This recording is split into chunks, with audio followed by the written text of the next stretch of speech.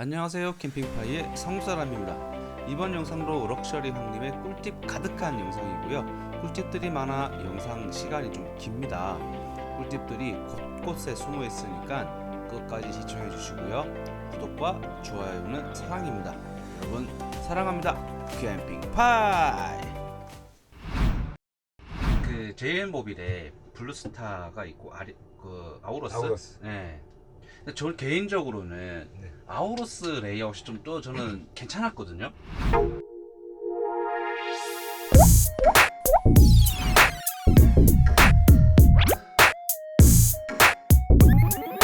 저는 사실 아우러스를 선택을 안 하고 이 제품을 선택을 한 이유가, 첫 번째는 이제 아우러스 670이나 7 같은 경우는 쇼파 부분이 미음자 형태로 되어 있어서 사람이 많이 앉을 수 있는 건 맞아요. 네. 근데 좀 보셔서 아시겠지만 의자가 짜임새 있어 보이진 않죠. 뭔가 좀 어정쩡하죠. 이 사이즈가 다 틀리니까. 그리고 제일 중요한 부분이 네. 침대 부분이 네. 어렴풋이 보시면 구조가 아우러스나 뭐 BS7이나 똑같네 라고 하실 수 있지만 네. 상당히 틀립니다. 저기 뒤에 보시면 70cm짜리 그 옷장이 있다고 했잖아요. 네. 욕실이 그만큼 뒤로 가면서 옆에 사선으로 잘린 부분이 훨씬 큽니다. 아, 저기 저 잘린 그렇죠. 부분. 제 거는 사실 얼마 안 되잖아요, 잘린 부분이요. 네네. 근데 아우러스 같은 경우는 거의 침대의 절반 부분부터 잘려서 나오다 보니까 2인용이라기보다는 1.5인용 라고 볼 수밖에 맞아요. 없죠. 그렇게 본 것 같네. 네. 이쪽은 좀 애매하겠다 싶었거든요. 아하. 그래서 그 부분 그리고 사실 이동 업무차의 장점은 가스 설비가 없어서 번거롭게 가스 충전을 안 해도 된다는 건데, 네. 애매하게 냉장고 때문에 가스를 사용을 해야 되거든요, 아우러스는. 3웨이인가요? 예. 같은 모델이 들어간 게 아닌가요? 틀립니다. 아. 그래서 3웨이 냉장고가 네. 만약에 가스레인지가 있다, 그럼 3웨이 냉장고가 상당히 좋죠. 왜냐면 전기를 사용하지 않고도 가스만 가지고도 한 달 정도를 냉장고를 돌릴 수가 있으니까. 네네. 근데 우리는 사실은 가스 시설이 없잖아요. 네. 근데 항상 냉장고 때문에 가스통을 싣고 다녀야 된다는 불편함이 있고, 네. 3웨이 냉장고인 건 맞지만 가스를 쓸 때가 가장 효율이 좋아요. 네네. 3웨이 냉장고. 네. 그렇기 때문에 전기를 썼을 땐 전기 소모량이 훨씬 얘보다 많아져요. 저 이전 캠핑카 3웨이를 쓰다가 DC를 바꿨어요. 불편해서. 그것도 이제 사실 잘못 알고 있는 거고요. 3웨이 냉장고도 잘만 알고 쓰시면 상당히 성능도 좋고 고장도 안 납니다. 안 시원하더라고요. 그게 이제 특성을 모르셔서. 일단 3웨이 냉장고는 그 비탈길에 세워놓으면 냉장고가 작동이 안 되는 걸 혹시 알고 계셨나요? 우리가 왜 카라반들 같은 경우 보면은 이제 뭐 수평을 맞춰야 된다 이런 얘기를 많이 하잖아요. 네. 그게 물론 이제 프레임, 샤시에 무리를 덜 주기 위한 부분도 있지만요. 3웨이 냉장고는 원리가 밑에 버너가 정말 조그맣습니다. 요만합니다. 네네. 거기에서 아주 작은 불꽃으로다가 달고요. 그러면 암모니아 안에 있는 암모니아가 이동하면서 발생되는 온도의 차이로 냉각을 시키는 원리입니다. 네. 근데 이게 경사도가 있으면 이게 이동을 못해요. 그래서 효율이 떨어지는 겁니다. 근데 그런 얘기를 아무도 안 해주죠. 그러니까 특성을 모르고 사용을 하시기 때문에. 모르니까요. 네네. 어떻게 합니까, 그거를? 네. 3웨이 냉장고는 평지 유지가 중요하다. 그리고 저는 이제 이 제품이 좋았던 게 너무 과도하게 창문이 많지 않다는 거. 다른 분들은 보통 이제 뭐 개방성이다 뭐 그래서 맞아요. 창문이 많은 걸 좋아하시잖아요. 네. 근데 사실 창문이 너무 많으면 오히려 뭐 일반 가정집도 마찬가지지만 냉방이나 난방 효율만 떨어지거든요. 그래서 맞아요. 저 같은 경우는 이제 운전석 쪽에는 창문이 많고 보조석 쪽에는 창문이 없어서 이 제품이 상당히 좋았어요. 왜냐면 우리가 보통 이제 뭐 갓길이나 이런 데도 주차를 많이 하시잖아요. 네. 그러면 사실은 사람들 보행자가 제일 가까운 쪽이 어느 쪽이에요? 보조석 방향이잖아요. 그렇죠. 그럼 이쪽에는 창문이 오히려 없는 게 오히려 사람들 원숭이처럼 쳐다보는 시선이 없거든요. 네. 근데 이제 좀 단점이라고 하면 실내에서 이용할 수 있는 대형 수납함이 없어요. 그러니까 뭐 우리가 큰 후라이팬이라든지 뭐 네. 밥통이라든지 이런 거 넣을 때가 또 은근 없어요. 그래서 저는 저 밑에 침대 밑에 짜투리 공간을 막아서 거기에 이제 수납함을 만들었죠. 보시면 박스 두 개를 짜서 안쪽까지 보이시죠? 네. 이 공간이 원래는 이제 보일러실이에요. 그래서 그냥 자질구레하게 전선도 굴러다니고 막 그랬던 거 네. 부분인데 전선이랑 이런 걸 다 정리해서 제가 마감을 하고 공간을 만들어서 박스를 두 개 짜니까 이 밥통은 여기 메리편입니다. 그래서 안쪽에 플러그도 만들어놔서 그냥 저 상태에서 사용을 합니다. 지금 보이시는 게 이게 맥스 히터고요. 요즘에 나오는 신형은 이제 보면은 뒤에 E 모델이 붙잖아요. 그게 일렉트로닉 뭐 전기로도 가능하다고 해서 여기 판넬에 하나 더 붙는데 원리는 그렇습니다. 아마 안쪽에 그 부동액통 스텐으로 된 통 다들 알고 계실 거예요. 거기에 쉽게 얘기하면 열봉이 하나 꽂혀 있는 거예요. 근데 이제 아셔야 될 게 이 히터는 88도 95도까지도 온도가 올라가지만 그 열봉 같은 경우는 제가 알기로 60도인가 70도까지 밖에 못 올라가기 때문에 공기를 갖다가 덥게 해주는 역할은 못하고요. 바닥 난방이나 온수 매트 정도, 그러니까 간절기에 뭐 캠핑장에서 경유 안 떼고 쓰시는 용도로는 괜찮고요. 제일 문의 전화 많이 오는 것 중에 럭셔리님 히터를 켰는데 온도가 안 올라가요, 그런 분들이 있어요. 그건 뭐냐면 얘를 짧게 눌러야 되는데 너무 길게 누르셔서 그래요. 이게 이제 스타트 버튼이거든요. 네. 한 번 누르시면 이렇게 액정이 살아나고 네. 한 번 켜진 상태에서는 짧게 한 번 누르시면 꺼지고 또 꺼진 상태에서는 짧게 한 번 누르면 켜지는데 네. 길게 눌렀을 때는 어떤 모드냐면 네. 버너는 작동하지 않고 순환 모터만 돌아가는 모드입니다. 왜 필요하냐면 이 배관에 만약에 공기가 찼다고 하면 그만큼 난방 효율이 떨어지겠죠. 그래서 에어를 빼기 위해서 순환 모터만 작동을 할 때 길게 누르시는 거예요. 근데 가끔 길게 누르시고 버너가 안 돈다고 하시는 분들이 계세요. 그래서 버너가 안 돈다 그러면 이렇게 보셔서 온도가 만약에 뭐 15도 20도에서 멈춰 있다 그러면 아 내가 순환 모터 모드를 작동을 했구나 라고 아시고 껐다가 다시 짧게 눌러서 다시 켜시면 돼요. 그럼 번호가 온이 된다는 그렇죠. 얘기이신 거죠? 히터를 사용하시는 순서를 좀 가르쳐 드린다고 하면 네. 지금 얘기 드린 것처럼 뜨거운 바람 같은 경우는 뒤에 핀코일이 달궈져야 되는데 네. 버너 온도가 완전히 고온까지 상승하지 않은 상태에서는 핀코일이 쉽게 달궈지지가 않겠죠. 네. 그렇기 때문에 처음부터 온풍 히터를 트시면 오히려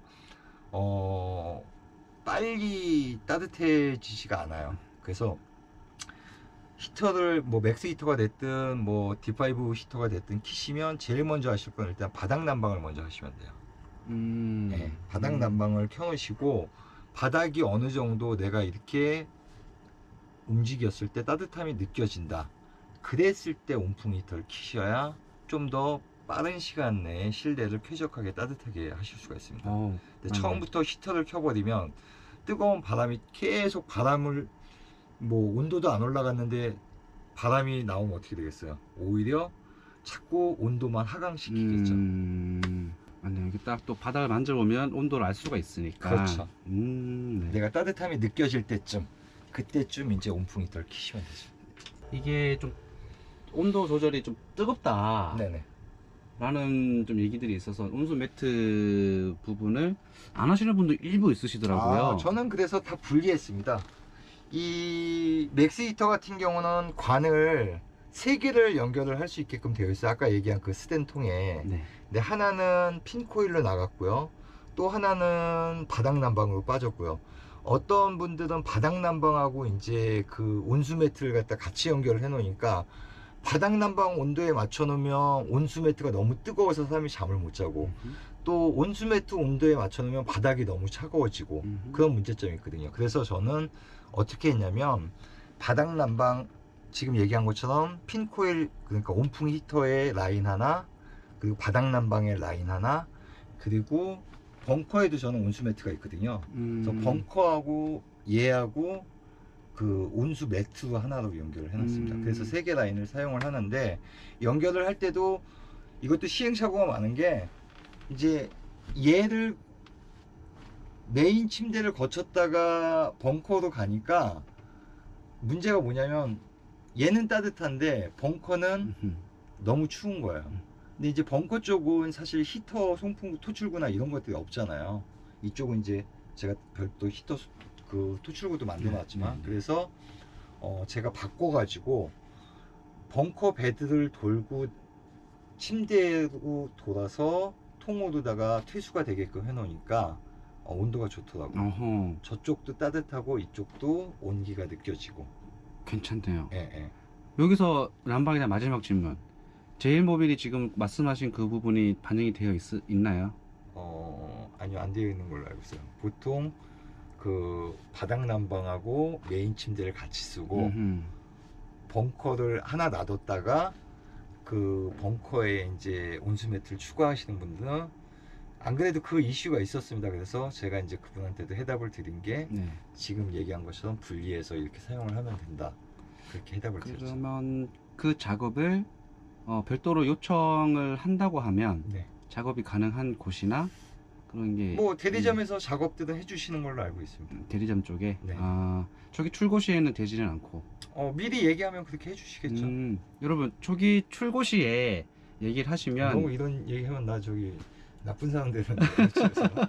뭐 출고가 하신 분이라 그러면 대리점에 가시면 그 배관을 따로 가실 수 있다고 하시고, 그리고 출고 전이시라고 하면은 미리 사전에 얘기를 하시면 각각의 옵션별로 배관을 따로 따 주신다고 하니까 요거는 꼭 이렇게 해야 될 것 같아요. 너무 좋은 아이디어이신 것 같네요.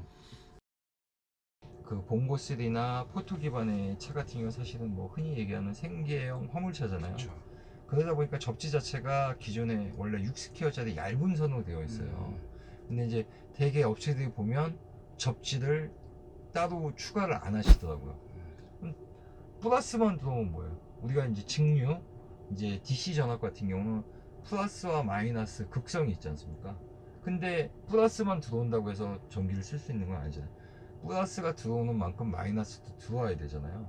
그래서 마이너스 선을 그 메인 배터리와 보조 배터리를 연결을 해주시는 게 좋고요. 그 충전기는 두 가지 방식이 있습니다. 이제 크게 보면은 이제 뭐 아이솔레이터, 뭐 릴레이 방식 다 똑같은 건데 릴레이 방식이 있고 그 다음에 이제 뭐 전자식 방식이 있습니다. 근데 우리가 흔히 전자식이라고 하면은 이제 아실만한 제품은 파워크래프트나 레드야크 제품, 이 두 가지 제품이 대표적인 제품이고, 이 제품들의 가장 큰 장점은 뭐냐면 우리가 요즘 많이 사용하고 계시는 인산철 배터리는 만충전압이 14.6V잖아요. 제네레이터에서 생산되는 전기는 보통 14.3V죠. 배선이 길이가 길어지고 저항이 생기고 하면 전압이 하강이 되겠죠. 그렇기 때문에 그 릴레이 방식 같은 경우는 인산철 배터리를 만충시킬 수가 없습니다. 하지만 이 우리가 알고 있는 파워크래프트나 레드야크 제품 같은 경우는 승합 기능이 있습니다. 그래서 14V가 들어오든 13.6V가 들어오든 출력 전압을 얘네들이 강제로 승합을 해서 14.6V로 내보내는 거죠. 그렇기 때문에 인산철 배터리를 만충을 시켜줄 수 있는 거죠.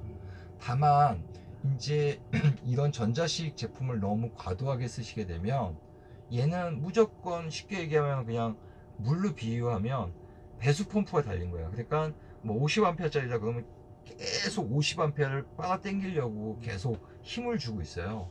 그러다 보니까 앞에서 50A짜리를 두 개를 달았다 그러면 100A를 계속 빨아 당기는 거죠. 근데 재수없게 비가 오면 와이퍼를 사용하죠. 밤이야 그러면 라이트도 켜, 여름이야 그러면 에어컨까지 돌려요. 그러면 앞에 차가 전기를 최대로 많이 쓰는 조건이 되겠죠. 이럴 때 만약에 뭐 파워크래프트가 50A짜리 두 개를 달았다 그러면 앞에서 힘이 딸리겠죠. 그리고 엔진이나 제네레이터에 무리가 가겠죠.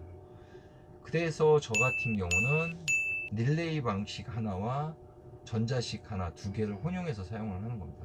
그래서 이제 50A는 안정적으로 들어오고 나머지 부분은 릴레이 방식인 로얄 충전기는 앞쪽에서 남는 전기가 있을 때만 이제 충전을 하는 거죠. 그래서 이제 제 것도 좀 이따가 뭐 보여드릴 텐데 아이들 상태라고 해서 시동을 걸었을 때는 그 로얄 거는 작동이 되지 않고요. 파워크래프트 제품만 작동이 됩니다. 그래서 50A 정도 충전 전류가 들어오고요. 이제 RPM을 올려서 우리가 주행 조건으로 뭐 RPM을 2000, 1800에서 2000 정도 올리게 되면 그때 이제 메인 배터리의 전압이 올라가고 그때 이제 노열기에 작동이 돼서 그 거의 100A까지 최고. 여분의 전기가 넘어오는 그렇지. 거죠, 그게? 그렇지. 뭐 사실 혼용 사용은 돈이 많이 들어가잖아요. 두 개를 다셔야 되니까. 근데 이제 우선순위를 전해드린다고 하면 나는 이제 노지를 많이 다닌다. 네. 캠핑장은 거의 안 가. 근데 이제 사실 만충을 가끔 한 번씩은 시켜주셔야 인산철 배터리는 아까 설명드린 것처럼 셀 밸런싱을 맞춰주기 때문에 그런 분들한테는 충전량이 좀 적어도 파워크래프트나 레드야크 제품, 뭐 저는 레드야크보다는 가성비 있는 파워크래프트가 좋습니다. 이거 뭐 광고 들어오나요? 파워크래프트 그 50A짜리가 가성비가 좋아요. 또 60A짜리는 가성비가 안 좋아요. 왜냐면 10A 차이인데 50짜리랑 60짜리랑 13만원 정도 차이가 나요. 그래서 저는 60짜리는 별로다. 50짜리가 가장 가성비가 좋고 나는 뭐 가끔 그래도 한전 충전을 한다. 그런데 최대한 많이 충전되는 게 좋다. 그러신 분들은 노열기 좋고. 네. 그리고 이제 나는 뭐 돈이 들어가더라도 럭셔리 너처럼 편하게 쓰고 싶어 라고 하시는 분들은 뭐 저처럼 노열과 하나 파워크래프트 50A짜리 하나 이렇게 두 개를 다 넣으시면 아주 뭐 편하게 쓰실 수 있죠. 제가 이제 그 전기실을 좀 볼 텐데요. 어떻게 사용하시는지, 어떻게 사용하시길래 이렇게 전기가 남아 도는지 한번 보시겠습니다. 지금 이제 이게 이제 인버터고요. 이제 제일모빌 이 제네룩스 인버터 같은 경우는 장점이 3-in-1입니다. 그래서 얘가 이제 인버터 기능만 갖고 있는 게 아니고 인버터, APU, AC 충전기 3개가 합쳐져 있는 거예요. 괜찮네요. 네. 그리고 정호 인산철 배터리가 이렇게 300A짜리가 2개 들어있죠. 이게 또 정으로 선택하신 이유가 또 있으신가요? 가장 신뢰할 수 있고요. 제가 실제로 여름 내내 그 배터리 가지고 에어컨을 사용을 했는데도 지금도 OV 값이라고 해서 4개의 셀 중에서 가장 전압이 높은 놈과 가장 전압이 낮은 놈의 전압 차이를 이제 우리가 OV 값이라고 하는데 OV 값이 지금 여기 제가 바로 보여드릴게요. 여기 보시는 것처럼 뭐 0.003 1000분의 1mm죠. 0.005 이렇게밖에는 차이가 안 납니다. 그래서 1000분의 1mm 오차밖에 없기 때문에 정말 대단한 거죠. 이게 이제 배기 팬이고요. 배기 팬이고 외부로 나가게 되는 거죠. 그렇죠. 원래는 이게 없었어요, 흡기가. 그래서 제가 흡기를 하나 달았습니다. 얘만 있어도 지금은 온도 자체가 배터리 암 온도가 28도 이상 올라가질 않아요. 이 그 흡기 부분이 아래쪽보다는 좀 위쪽으로 올라와 그렇지. 있는 게 좋다. 그렇죠. 그 뜨거운 공기가 위로 올라가기 때문에 이거 감안하셔서 좀 작업하시면 좋을 것 같고요. 그리고 이 제품이 지금 로얄 충전기고요. 이게 이제 파워크래프트 제품. 얘는 여분의 전기를 넘겨주는 역할이고, 그렇죠. 그래서 제가 얘는 시동을 킨다고 해서 무조건 작동되는 게 아니고 세팅을 어떻게 해놨냐면 제가 메인 배터리가 13.3V 이상으로 올라가야지만이 릴레이가 붙게끔 되어 있습니다. 그리고 얘는 이제 파워크래프트 같은 경우는 차키가 ACC 이상으로 가면 무조건 작동이 되는 거죠. 시동을 켜면 작동이 된다. 그렇지. 네.